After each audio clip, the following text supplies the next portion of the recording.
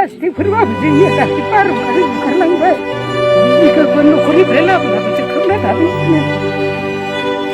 आसाम सरकारा रिलिफखौ बन्द खालामब्लाबो नाथाय बिटिआर सरकारा बन्द खालामनो मोननाय नङा बे बाथ्राखौ फोरमायदों नीलाकान्त गयारी। दैबानाया सुबुंनि जिउआव जोबोद दुखु होलांबाय, गोबांनि बायदि बायदि खहा खालामलांबाय। रैखाथि बादायाव थानाय सुबुंफोरनो बर' थुनलाइ आफादा राङारि अनसुंथाइ होदों। थांनाय बावैसो साननैसो सिगां फाग्ला दैमा, पासनाय दैमा आरो सांबांदा दैमानि दैबानाजों सिलिंखार जानानै रैखाथि बादायाव थानाय सुबुंफोरखौ दिनै अदालगुरि जिल्ला बर' थुनलाइ आफादनि दैदेनगिरि बिथांमोना दिनै मासबादनि जिंगाबिल, हालामनि सोरांजुलि आरो 2 नं बाथौगुरि रैखाथि बादायाव नायदिंनानै खौरां लानायजों लोगोसे मोनफ्रोमबो बादायाव 11,000 राङै आरो अदालगुरि, खान्थालगुरि, नलबारि आरो मावरियापारा रैखाथि बादायाव 10,000 राङै राङारि अनसुंथाइ होयो। बे नायदिंनाय हाबाफारियाव बाहागो लानानै अदालगुरि जिल्ला बर' थुनलाइ आफादनि बोसोनगिरि नीलाकान्त गयारी बिथाङा बड'लेण्ड बुब्लि खौरां बिजोंनि गेजेरजों खावलायो आसाम सरकारा रिलिफखौ बन्द खालामब्लाबो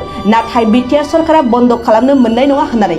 बिटिआरनि गाहाय मावफुं सोद्रोमा प्रमद बर' बिथाङा जायगायाव नायदिंफैनानै बिथांमोननि दुखु आरो खहाखौ खौरां लाफैनो खावलायहरो। लोगोसे रायजोफोराबो धोरोम आरो राजखान्थि बासियालासेनो खौरां लानानै मदद होलायनो खावलायहरो। सोरांजुलि आरो 2 नं बाथौगुरि रैखाथि बादायाव थानाय दुखुथिया नखरफोरा दै, त्रिपाल, लाइट आरो आइजोफोरा खिनाय थावनि आंखालाव भुगिनांनानै दं। बेफोरखौ सरकारनिफ्राय खौरां लाफैनो थाखाय दुखुथिया रायजोफोरा खावलायहरो। दैबानाजों बहुत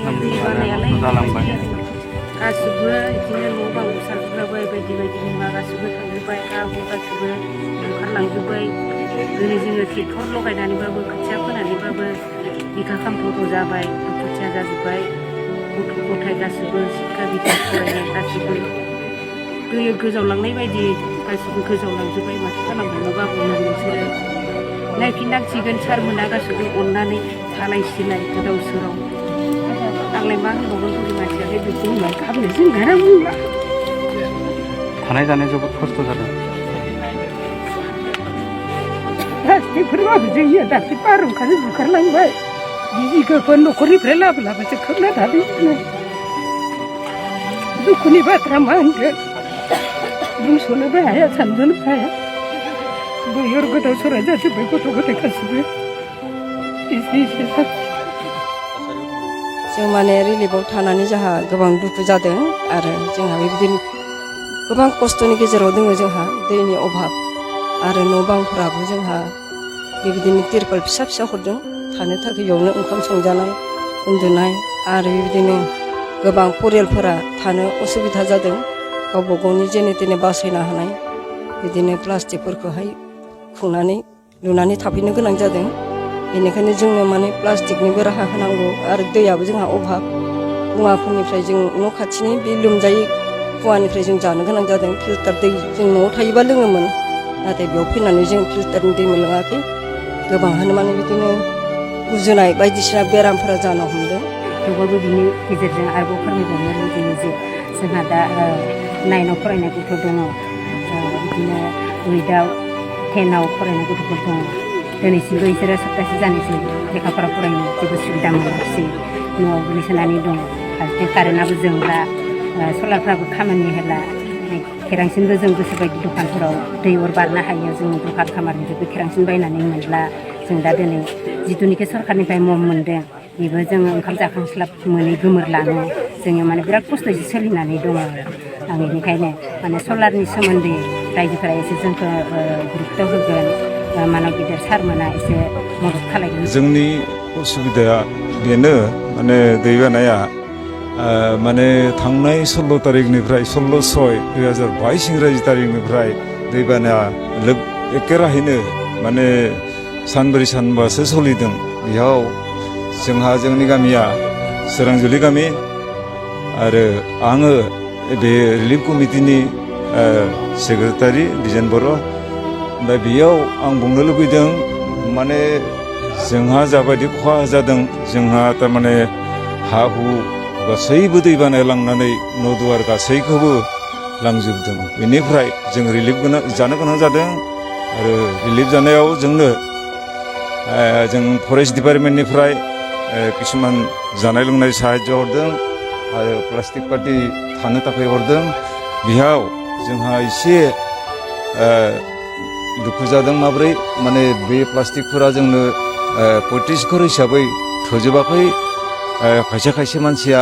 माने गाव गाव लुना थानो हायालासिनो माने एसे साथाम गाहाम सानै गाहामजोंसो ज' थानो गोनां जादों औ लादो गासैबो लादो फिसौफोराबो खबर लादों आरो इनिफ्राय नैबे साहित्यफोराबो जोंखौ मोजाङैनो सोंदा हरदा खालामबाय दं होदो अनसुंथाइ माने बे माबानि भितराव माने जोंना खाद्य पातिनि भितराव एसे नायफिनदों आरो थेवबो माने जाबायदि जोंनो थोनायखौथ' बहा जिखिनि सोलिनांगौ बेखौ होथ'ना दं थारैनो जोबोद दुखुनांथाव जों दिनै उदालगुरि जिल्ला बर' थुनलाइ आफादनिफ्राय जों दिनै बे माजबाद हालामनि सिङाव थानाय सोरांजुलि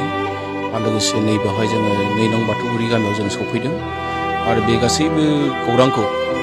बिसेसके नोंथांनि गेजेरजों बा नैबे बड'लेण्ड बुब्लिनि गेजेरजों जि मोनसे फोसावदों बेनि थाखाय साबायखर बावदों जे थारैनो नंगौ बिनि जि फाग्ला दैमा आरो लोगोसे पासनि दैमा आरो लोगोसे सांबान्दा बेफोर दैमा माने दैसाफ्रा गोबां खहा खालामदों थांनाय जि मोनसे दैबाना जालांबाय बेवहाय दा जों नुबोदों जे सोरांजुलि गामियावबो गोबां बर' न'खरा माने बिथांमोना डिसप्लेस जाबाय बिथांमोना बेवहाय थांफिननो हानायनि जेबो लामा गैया आरो जों दाबो नैबेवहाय नैबे 2 नं जिनोखि बाथौगुरि गामि बेयावबो माने गोबां न'खरानो माने डिसप्लेस जाबाय बिथांमोना बेवहाय न' लुनायनि थानायनि जेबो सुबिदा गैलिया आरो जोङो बेवहाय नुनानै दुखु मोनदों जे बेनि जि फरायसालि बे फरायसालियावबो दिनै फरायसाफ्रा थांनो हायाखै गथ'फ्रा थांनो हायाखै दै मोनसे बारनांगौ दा बे गासैबो जेंनाफ्रा दिनै बेवहाय जों नुफैनानै जोबोद दुखु नांदों जों आरो फैनानै मिथिबावदों जे बेवहाय माखासे जेंना बेवहाय नुजादों दैनि जेंना नुजादों लोगोसे लाइटनि जेंना बेवहाय नुजादों आरो लोगोसे ट्रिपालनि जेंना बेवहाय नुजादों दा बे बिथिङाव जों खावलायगोन गभर्नमेन्ट बिथिंखौबो जे गभर्नमेन्टआ बे बिथिङाव नोजोर होनांगौ जोंनिनो मानसि जोंनि मानसिफ्रा जाहाथे खस्थ' मोना बेखौ जों नोजोर होगोन जोंनि माहारि आफादफ्रा खामानि मावबाय थादों जों रिपर्टखौ मोन्दों बर' थुनलाइ आफादा मावदों बर' फरायसा आफादा मावदों जोंनि गासैबो आफादफ्रा खामानि मावदों आरो बेजों लोगोसे जों खावलायगोन दिनै जे बर'नि जिनोखि गासैबो धोरोम आफाद बिथांमोनाबो हानायमानि फैनानै खबर लाफैनांगौ बेवहाय जोङो माने राजखान्थिनि खोथा गैया जोङो धोरोमनि बेलायाव आंनि धोरोम बिनि धोरोम बिदि खोथा गैया गासैबो फैनानै जोंनि बर'फोरखौ खबर लाफैनांगौ जे बिथांमोनहा मा अबस्थायाव दङ जों बेखौ खावलायगोन जोङो साननैसोनि उनाव जोङो जोंनि जि जिल्लानि बेंगिरि डिसि बिथांखौ जों लोगो हमगोन आरो बिथांमोननि जि जेंना बेखौ जोङो बिथांजों जोङो सावरायगोन जों खोन्थागोन आरो बेजों लोगोसे बे जाबाय टेम्परारि माखासे जेंनाखौ सुस्रांनाय नाथाय बेनि जिनोखि पार्मानेन्ट जेंनाखौ सुस्रांनाय बे राहाया आलादा रोखोमनि जागोन दैखौ माबोरैहाय गुबुन लामाजों लांनो हागोन बेयाव मोनसे साइन्टिफिक मेथड नांगोन एखे रोखोमनि जोङो नैबे 2 नं बाथौगुरि गामियावबो बे जेंनाया दङ आरो लोगोसे सोरांजुलि गामियावबो बे एखे रोखोमनि माखासे साइन्टिफिक मेथडजों मोनसे पार्मानेन्ट सलुसननि राहाखौ लानांगोन बेखौ मावनांगौबा जोंनि जेनोखि सरकारनि थान्दैफोर दं बिथांमोना मावनांगोन आरो लोगोसे जोंनि जिल्लानि खुंथायनिफ्राय बिथांमोना बेवहाय बाहागो लानांगोन जोंनि जायनोखि सांग्रां रायजो राजा बिथांमोना बेवहाय बाहागो लानांगोन जोंनि मेलेमजिबि सानसुमै बिथांमोना बाहागो लानांगोन आरो स्पेसियेलि आं दिनै खावलायगोन जे जोंनि बिटिआरनि जेनोखि गाहाय चिफ बिथाङा हायोबा खनसे बे जायगायाव दावबायफैनांगौ आरो बिथाङा गावनो फैनानै जोंनि रायजो राजाजों नुजाफैनांगौ आं बेखौ खावलायगोन आरो बेखौ आं खावलायदों जे सासे माहारिनि सासे आफादनि मावथि हिसाबै बिबानगिरि हिसाबै नङा जों बर' फिसा हिसाबै जोंनि मानसिफ्रा जाहाथे गोदाव सोराव जाया बिथांमोना गियाननि सोरांखौ मोननांगोन बेखौ जों खावलायदों बे गासैबो बिथिङाव नोजोर होनानै आरो सरकारा आसाम सरकारा बायसान्सआव रिलिफखौ बन्द' खालामब्लाबो बिटिआर सरकारा खिन्थु रिलिफखौ बन्द' खालामनो मोननाय नङा बेखौ जों दिनै खावलायखाबाय आं बेखिनिखौनो बुंबाय जोङो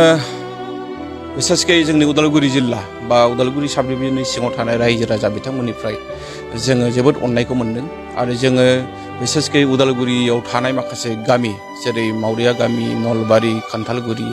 लोगोसे दांदुफुर गलमारा आरो लोगोसे नैबे माजबाद हालामनि जोंहा नैबे जेनोखि मा होनना बुङो सोरांजुलि आरो लोगोसे नैबे 2 नं माने बाथौगुरि जों बेखौ रायखांनानैनो आरो लोगोसे बरसलानि माखासे ओनसोल दं जों रायजो राजानिफ्राय जा एसे हायो गरसे गरनै थाइसे थाइनै जों रां खांदों आरो बेखौनो जोङो लानानै दिनै बेवहाय फैदों जों दिनै जि मोनसे गामि बेवहाय जोङो माने केम्प हिसाबै जोङो 11,000 रां दिनै जों गथायनो हादों बर' थुनलाइ आफादनिफ्राय मोनसे केम्पआव जोङो 11,000 जों गथायलांगोन आरो बेजों लोगोसेनो 19/6 एबा 19 जुनाव जे 3 दुखुथिया सुबुङा सारन्थाइ गावनानै मुंख्लं जादों थैदों बिथांमोना सोरगोआरि जादों दा बिथांमोननोबो जोङो दायो थांनानै जों मा हायो जोंनिफ्राय जों माने सहाय खालामगोन मदद खालामगोन बेखौ जोंनि रायजो राजा अननानै जोंनो हरदों आरो बेखौ जोङो रायजो राजानि जानानै उदालगुरिनि रायजो राजानि जानानै जोंनि दुखुथिया जोंनि बर' फिसाखौनो जों गथायना फैदों जोंहा बहाय जेबो सार्थ गैया जोंहा जेबो पलिटिकेल जोंहा उद्देश्य गैया जोंनि मानसि हिसाबै जोंनि दुखुथिया सुबुंफ्रा बे अननायखौ जोंनो हरदों आरो बे एखे अननायखौनो जों बिथांमोननो गथायदों नोंथाङा सरखारि साख्रि नागिरदोंना नोंथांनि थाखाय मोनसे गोजोनथाव खौरां नोंथांनि थाखाय दं एडुकेट पइन्ट